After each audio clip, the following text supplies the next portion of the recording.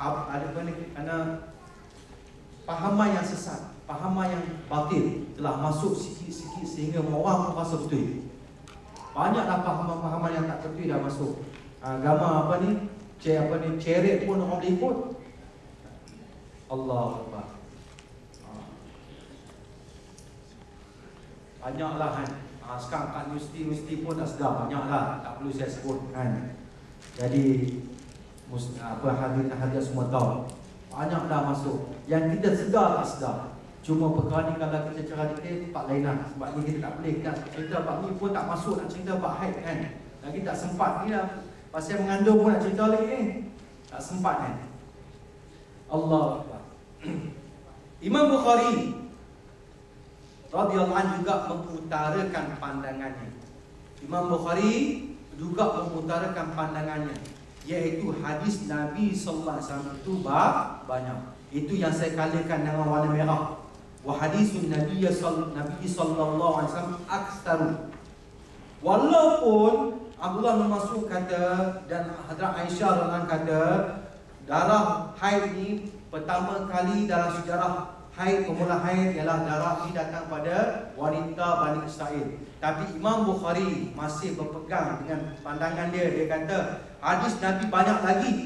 Apa dia? Yakni banyak hadis yang menunjukkan kedatangan haid bermula seawal penciptaan wanita itu sendiri, bukannya daripada wanita Bani Israel.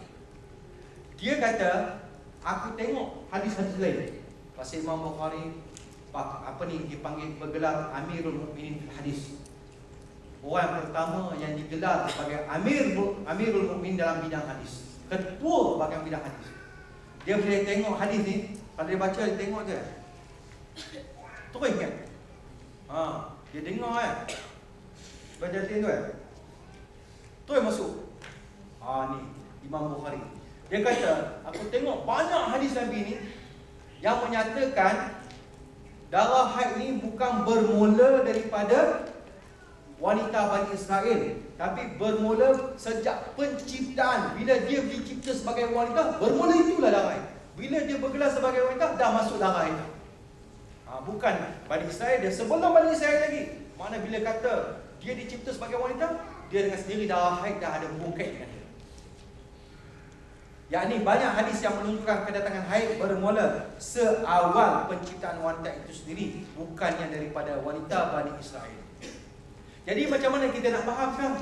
Yang ni sahabat Nabi Abdullah bin Mas'ud dan isteri Nabi kata sejarah permulaan haid bermula daripada Bani Israel. Ini Imam Bukhari, dia kemudian, tapi dia bagi dalil hadis Nabi menyatakan sejak penciptaan. Sejak penciptaan lagi.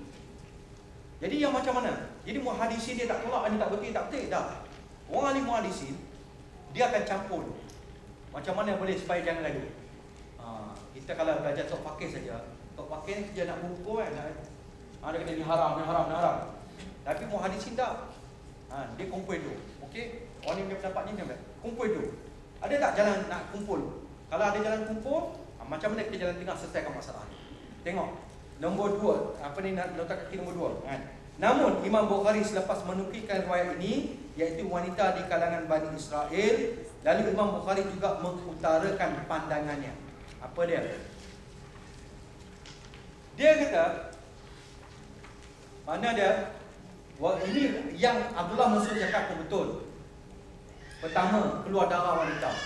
Yang Nabi bagi tahu ni pun betul. Cuma Nabi SAW bagi tahu bila satu orang dicipta sebagai wanita, darah haid tu dah ada dah. Tapi yang permulaan pada Abdullah Mas'ud ni dengan Hadrat Aisyah ni, permulaan darah keluar banyak, paling banyak permulaan keluar darah bermula daripada wanita Bani Israel. Ini dia kata, ni pun bermula, tapi sebelum tu keluar sikit-sikit saja. Tak banyak macam mana zaman wanita Bani Israel, kerana mereka dibalakan sebab mereka melanggar peraturan dalam sembahyang. Tetapi masa zaman penciptaan wanita sebelum Bani Israel dah keluar darah haid dah. Daripada bila bermula? Nombor 3, nombor 2. Nombor 2 telah dinyatakan dalam kitab Mughni Muhtaj. Wa qila awwalu man hadat ummuna Hawa. yang mengatakan bahawa wanita pertama yang berhaid ialah ibu kita. Siapa dia? Hawa alaihissalam. Tak kala beliau mematahkan pokok gandum dan mengeluarkan airnya, lalu Allah SWT berfirman, kita dah belajar, kita dah dengar orang tua-tua, kita dengar kan? Nabi Adam alaihissalam duduk dalam syurga bersama dengan Hawa kan? Kemudian dikeluarkan daripada syurga sebab apa Kita semua kata sebab dia langgar pergi makan apa buah apa? Buah khuldi. Sampai bila pun, sampai kiamat kita cari buah khuldi tak ada. Itu yang saya faham masa lama pondok. Mana buah khuldi? Pasal dia lekat sini ke tak? Sebenarnya bukan. Orang tua dia beritahu ibarat macam buah khuldi. Tapi bukanlah Hawa alaihissalam ni, dia pujuk Adam alaihissalam. Kenapa? Syaitan dah hajar dah, so dekat dengan pokok ni. Supaya apa? Supaya mereka kekal dalam syurga. Pokok ni apa dia? Antara riwayat kata pokok gandum, ada riwayat kata pokok tu ialah pokok anggur. Ini dalil kat bawah ada tu nombor 1 tu. Qala Ibn Abbas ya karmatun dalam Safat Tafsir, wala taqraba hadhihi syajara al-manhiyu anhu wa aklu min thimari asy-syajar wa ta'liqu nahi bil qurbi minha wala taqraba li qasdil mubalaghati fi an-nahi 'anil akli. Terjemahan Ibnu Abbas radhiyallahu anhu berkata, iaitu pokok anggur. Perkara yang dilarang itu ialah makan buah-buahan daripada pokok itu. Nampak? Bukan buah khuldi. Jadi hanya 2 riwayat. Satu kata pokok gandum, tapi pokok gandum tu macam mana? Wallahu a'lam, kita tak tahu. Ataupun pokok anggur, anggur dia macam mana kita pun tak tahu. Wallahu a'lam. Itu saja yang ada dalam kitab tafsir. Jadi Hawa alaihissalam tak kala beliau mematahkan pokok gandum dan mengeluarkan airnya. Ini sebab apa? Iblis na'atun telah menipu. Dia pujuk perempuan tu. Dia tahu dia pujuk Adam ni. Tak boleh, dia tak boleh masuk. Sebab Adam alaihissalam ni strong iman dia. Bila suami dia strong iman, maka dia dapat pelihara lah. Tapi Iblis pun nampak, tak boleh pujuk ni. Dia kena masuk oleh perempuan. Dia masuk oleh wanita. Dia terang pada wanita, pada Hawa ibu kita ni. Dia kata, dah, ini sebenarnya tak apa pun. Kamu pergi lah, pujuk Adam. Ini sebenarnya Allah tak bagi ni sebab apa? Kalau kamu makan ni, maknanya kamu akan kekal dalam syurga. Jadi Allah tak mau bagi tahu. Dia tipu Hawa. Hawa pun sebab tu perempuan dia kena belajar. Kalau tak belajar jadi macam ni lah. Nampak? Cepat mudah terpengaruh. Wanita mudah terpengaruh. Tengok jalan, nampak spot shopping terpengaruh ni. Apa ni? Terus daripada kilang. Apa ni promosi. Padahal tipu lah. 1 tahun terus daripada kilang. Harga promosi. Duk macam tu nampak? Jadi dia kena timpang dengan akal dia. Kan dibantu di suami dia. Jadi dia terus pujuk suami dia. Jadi suami pun terpengaruh juga. Bang. Satu bang masjid, satu bang.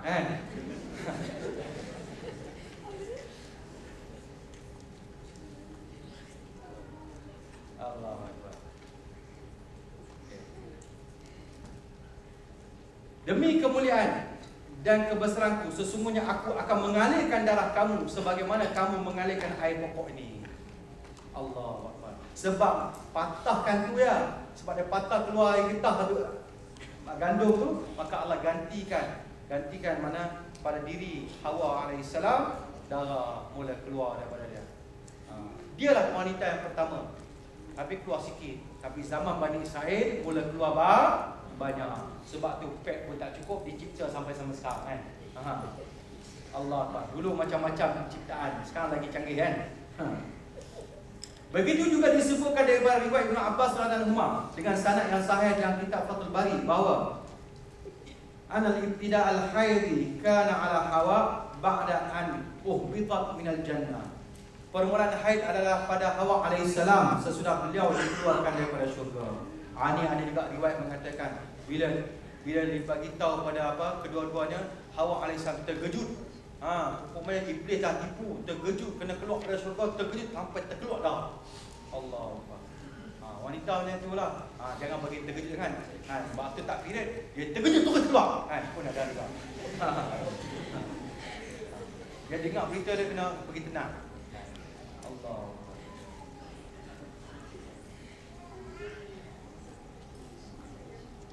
Bisa 5 minit lagi. Allah.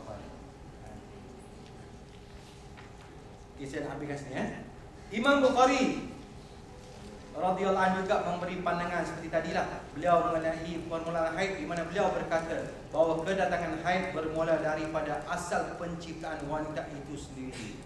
Makna bila dia dilahirkan sebagai wanita dengan sendiri, paksa tak paksa, darah haid itu dah ada dengan dia. Dia akan datang bila waktu dia, pada waktu-waktu yang tentu.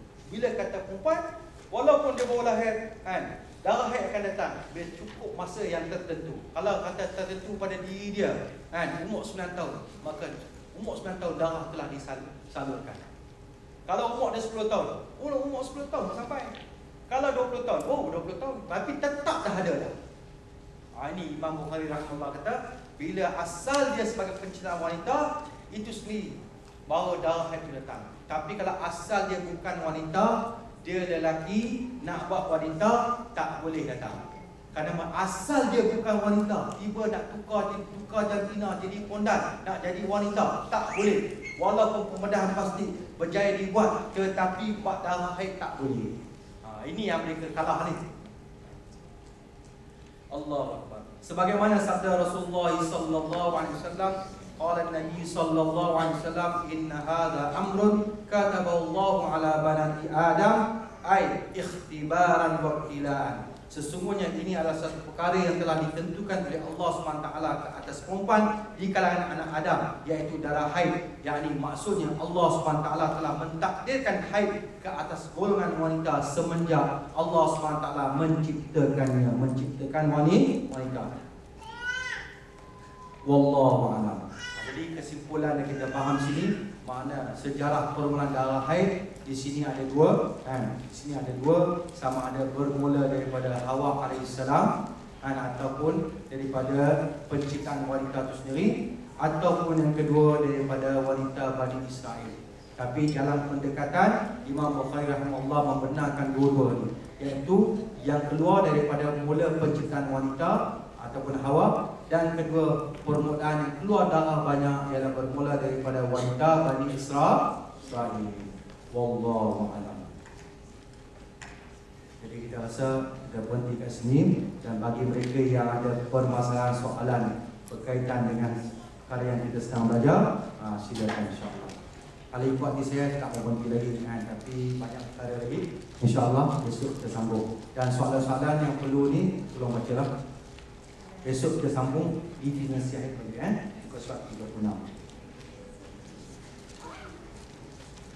Ada soalan-soalan tu dibaca dan hantar ke saya.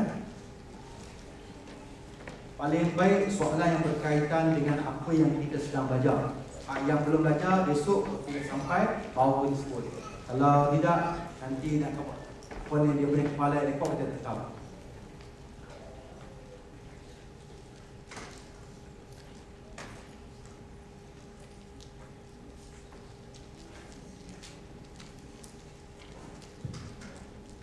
Bismillahirrahmanirrahim. Soalan pertama pada Fadil Ustaz. Soalannya berbunyi, Assalamualaikum Ustaz. Macam mana nak bezakan darah haid yang berwarna kuning seakan keputihan dalam masa 15 hari tempoh haid? Adakah dikira haid ataupun keputihan? Mohon penjelasan Ustaz.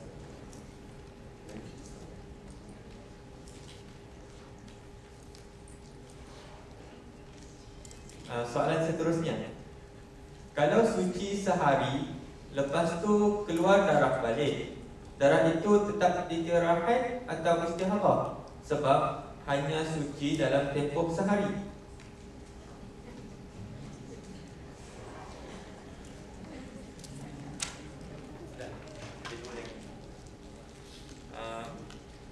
Soalan yang ketiga, adakah betul darah istihadah adalah cakaran daripada syaitan?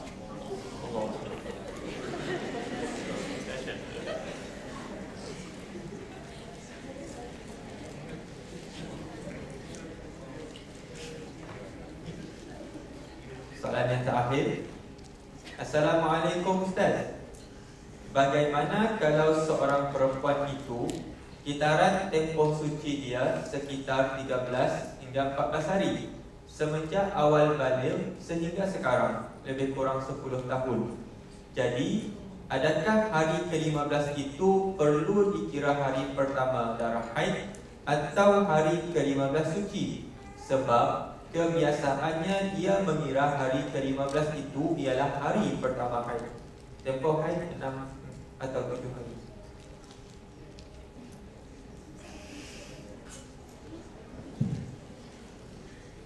Masya Allah. Dia jawab yang senang dulu kan. Kalau suci sehari lepas tu keluar darah balik, darah itu tetap dikira haid atau istihadah. Sebab hanya suci dalam tempoh sehari. Seperti mana yang saya telah beritahu tadi, yang mana kita perkenalkan sampai tempat kita punya belajar, suci di sisi Imam Syafi'i rahimahullah tak boleh paling minimum tak boleh sehari. Dia 15 hari. Kalau suci sehari lepas tu keluar darah balik, darah itu tetap dikira haid atau tidak. Jadi kita tengok, kita ini pada kita soalan tak habis kan. Kalau ada darah, kalau ada darah mula dah keluar berapa hari, darah tu darah haid dengan syarat-syarat dia, tidak kurang daripada 24 jam dan tak lebih 15 hari. Seandainya darah misalnya kata keluar 5 hari, bulan suci sehari, bulan keluar darah balik, mana suci ni, ini bukan suci. Selagi kalau 5 hari keluar darah, bulan suci sehari, tak ada darah, bulan keluar darah balik. Dia kena tengok tu, darah ni yang keluar ni dia melebihi border 15 hari atau tidak. Seandainya ni 5 hari, bulan sehari suci, bulan keluar darah lagi, tapi tak melebihi hari 15, maka kesemua ni ialah haid. Ni suci berhenti ni bukan suci. Bukan suci. Ini ialah panggil haid pada hukum. Di sini ada dua pendapat. Pendapat pertama ialah di sisi pendapat As-Sahbi, pendapat yang muktamad, pendapat As-Sahbi. Dia kata apa? 5 hari haid, kemudian yang tak keluar darah ni, kemudian keluar darah tapi tak melebihi 15 hari, maka dijumlahkan semua ni, waktu masuk tempat yang tak keluar darah ini adalah waktu haid juga. Haid pada hukum dia panggil. Tak keluar darah tapi hukum dia macam haid juga. Ini pendapat yang muktamad pada sisi As-Sahbi. Jadi kena tunggu dululah, bahasan dia luas kau. Sebab tu saya kadang-kadang soalan saya suruh tanya dekat apa yang kita belajar dulu. Jadi pendapat yang kedua, pendapat Syekh Ramli. Pendapat Syekh Ramli. Ini semua ada kitab. Dalam Ghayatul Bayan ada, Tuhfah ada, Minhaj ada. Imam Ramli 5 hari. Baik, 5 hari ini haid. Kemudian berhenti sehari. Kemudian datang darah sebelum 15 hari. Jadi bila darah berhenti saja, tak keluar, dia kira suci. Dia kira suci. Kemudian bila datang darah balik, kena berhenti balik. Kena datang berhenti balik. Jadi bila jumlah sampai tak cukup, mana tak boleh bila 15 hari, maka dihukumkan semua ni ialah haid. Cuma berhenti tu itu rezeki dia ya. Mana dia? Mana suci belum cukup tu. Sebab tu dia tak kata suci. Sebab tu pendapat yang muktamad dipakai atas pendapat Imam As-Sahbi. Mana dia bukan suci, berhenti tapi dipanggil nakok. Nakok ini dipanggil apa? Haid pada hukum. Walaupun tak keluar darah tapi tetap hukum dia hukum haid.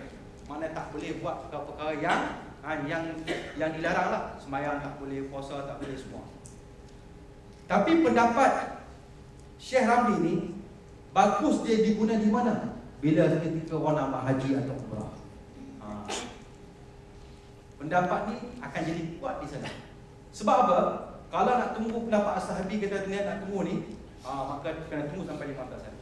Pendapat Syekh Ramli ni bila 5 hari darah datang, kemudian berhenti. Bila berhenti saya, dia cek berhenti dengan tahqiq, bukan dengan mimpi, bukan agak-agak. Ini pun kita kena tahu cara nak tahu darah tu berhenti. Darah berhenti ni bukan pakai akal dia, berhenti dah. Jadi bagi orang belum ada pengalaman, orang yang belum ada pengalaman, mana dia nak faham darah tu berhenti tidak berhenti, dia kena duduk bertinggung macam nak qada hajat. Kemudian dia masukkan kapas. Bila kemalan dia buka, minta maaf saya bukan benda ni tapi terpaksa cerita. Kemalan dia buka, macam mana kita nak qada hajat, nak basuh buang najis kan. Macam itulah masukkan kapas, sumbatkan kapas tu. Masukkan kapas warna putih. Kalau masuk keluar ada warna darah, kesan darah, mana itu darah belum berhenti lagi. Tapi kalau masuk kapas putih, daripada kapas putih masuk, keluar, tengok sama, itu menunjukkan darah itu dah berhenti. Ini tanda yang pertama. Macam orang bagi mandi jenazah, nak tahu mandi jenazah tu dah bersih atau belum. Dia kena belajar, bukan pakai mandi lepas tu bersih tak bersih. Mana sebab tu orang tua-tua dulu dia pakai kain, dia buat sarung kain, kemudian dia selup dalam lubang kubur dia, selup, cek, tengok ada tak? Tanya, nampak ada? Ada kuning, tak bersih. Dia akan basuh lagi sampai dia selup ni, tengok bersih tak kain putih ni? Bersih, baru bersih. Jadi tanda pertama darah wanita, darah haid tu berhenti, dia masukkan kapas. Tapi bagi orang yang wanita yang dah pengalaman, dia tahu bila tak keluar ni, dia tahu selalu masa ni kalau tak keluar dia rasa tak keluar. Mana dia yakin dengan tu, okey, cukuplah, tak payah masukkan kapas. Yang ketiga, alamat tanda berhenti. Berhenti pendarahan haid ni, macam satu orang dia sakit mulut. Bila sakit mulut, kudih-kudih kat lidah, maka air dia akan kering. Penyakit dia tak baik, air dia akan kering. Lama-lama kering. Tapi bila penyakit kudih dah baik, air dia akan datang balik. Macam itulah wanita, bila darah haid dia berhenti, dia ada kelembapan di kemaluan. Sama ada lelaki atau perempuan. Kalau lelaki dekat kubur dia, dia ada kelembapan. Kalau tidak ada kelembapan tu, dia akan melekat. Minta maaf dia akan melekat. Jadi bila dah haid dah berhenti, kelembapan tu yang asli datang balik. Mengikut tabiat badan wanita tersebut. Ada yang sikit, ada yang banyak, ada yang sampai basah. Dia punya kelembapan tu supaya apa? Menjaga penciptaan Allah cipta tu, kemaluan dia dicipta supaya tak melekat. Nampak? Itu tanda bukti darah haid dah berhenti dah. Tapi kalau darah haid masih ada lagi, dia belum datang kelembapan. Jadi ini kalau ketika suci sehari, lepas tu keluar, jadi dia tengok dululah suci tak boleh sehari. Tak boleh sehari. Dan kita nak kata istihadah depan tak boleh. Sebab dia tak melebihi 15 hari. Tetapi seandainya kata 5 hari, kemudian berhenti, kemudian darah keluar melebihi hari ke-15, maka ini suci. Tapi belum cukup lagi, mesti disempurnakan suci sebanyak 15 hari. Cuma cara pengiraan dia pada 7 pembahagian yang lagi akan datang. Mengikut wanita yang baru pertama kali keluar darah macam mana, yang dapat mumaizah, yang dapat bezakan darah dia, yang tak dapat bezakan darah. Kemudian wanita yang dah beradat, dah pengalaman, dapat bezakan darah dia.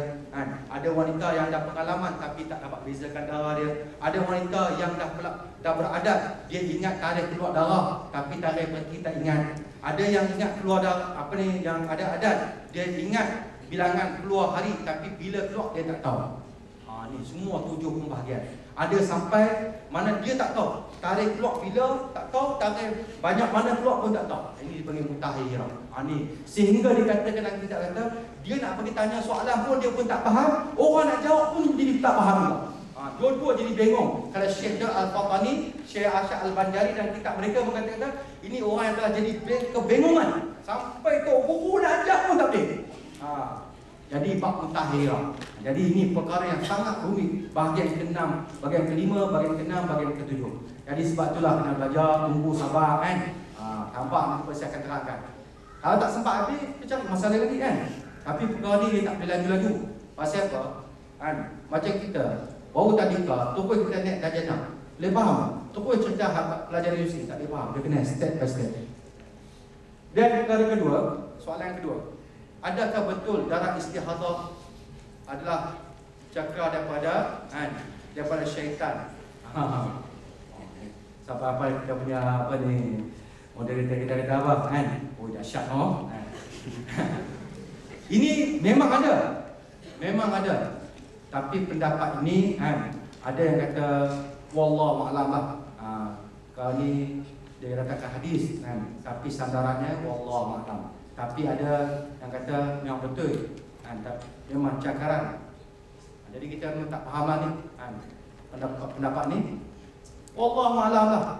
Memang ada yang kita kata tengah dia datangkan hadis tapi sanad dia daripada mana wallahu a'lam. Yang mana mengatakan cakaran daripada syaitan. Habislah semua keluar istihadah semua syaitan yang cakap syaitan yang cakap jadi ini jangan jadi kita gundah lah sebenarnya. Memang istihadah ni memang dah dijadikan juga. Bila satu orang dia tak stable keadaan diri dia dia ada sakit sikit, maka lubang urat haid dia tertutup, ada sakit, maka itulah menyebabkan jadi istihadah. Okey, soalan ketiga. Macam mana nak bezakan darah haid yang berwarna kuning akan keputihan dalam masa 15 hari? Jadi sekarang ni keputihan, sama ada keputihan ataupun kekuningan, dia tak akan boleh keluar masa waktu haid. Walaupun darah haid dia ada hitam, ada merah, ada coklat, ada kuning, sampai akhir dia nak suci tu ada putih. Putih tu bukan keputihan. Dia ada perbezaan. Keputihan yang keluar dengan yang putih bersih daripada haid. Kenapa dia keputihan tak boleh keluar pada masa waktu haid. Keputihan akan keluar di luar waktu haid. Dia mungkin lepas habis haid baru datang keputihan. Dan keputihan yang keluar ni dia tak sama keputihan atau kekuningan yang pada darah haid. Sebab dia akan jadi macam apa? Macam gam. Macam gam. Ataupun nipis pada tu, ataupun keras nanti. Itu keputihan. Dia tak sama dengan apa? Kuning atau putih yang nak bersih pada haid. Itu wanita beritahu lagi lah, lebih ahli lagi Sebab tu sampai dalam keputihan, dia najis. Putihan tu dia kena pakai apa? Panty liner panty liner. Ataupun yang sejenis dengan panty liner lah, boleh kan?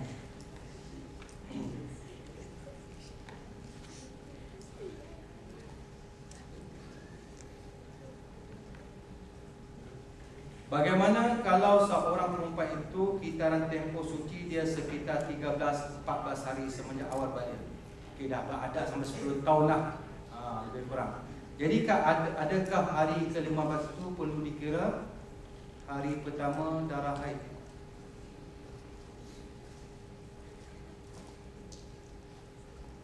Tempoh dia sekitar 13-14 hari. Bagaimana dengan perempuan itu kitaran tempoh suci? Ini pun tempoh suci tak boleh 13 hari, 14 hari. Sebab ni dia nanti kita akan belajar paling kurang tempoh kitaran suci paling kurang 15 hari. Kurang pada itu tak boleh. Jadi kalau belum cukup, mana dia kena plus di depan tu. Cara nak kira di depan tu. Mana dia tak boleh suci hanya 13 hari, 14 hari. Dia suci paling minima ialah 15 hari. Mana wanita ni dia kena faham suci dia mesti paling minima 15 hari dan naik ke atas, tak boleh ke bawah. Jadi ini 13 hari, 14 hari belum cukup lagi masa suci. Jadi dalam satu bulan masa suci dia mesti paling kurang 15 hari. Tak boleh kurang pada tu. Jadi dia kena semayang lah Jadi di sini dah 10 tahun, maknanya dia kena plus lah masa suci pada 15 hari.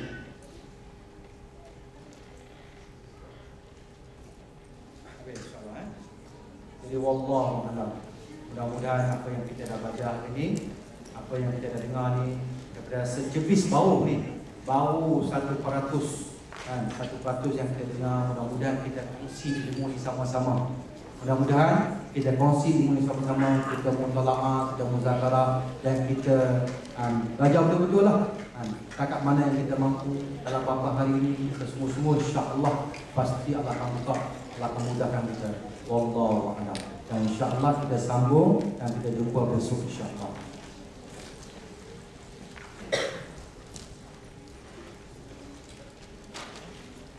Alhamdulillah, selesai sudah 2 sesi pengajian daurah fiqh wanita kita pada hari ini. InsyaAllah daurah akan diteruskan lagi pada esok hari, dimulai sesi yang ketiga pada jam 9 pagi. Jadi insyaAllah sekian saja untuk hari ini. Assalamualaikum warahmatullahi wabarakatuh.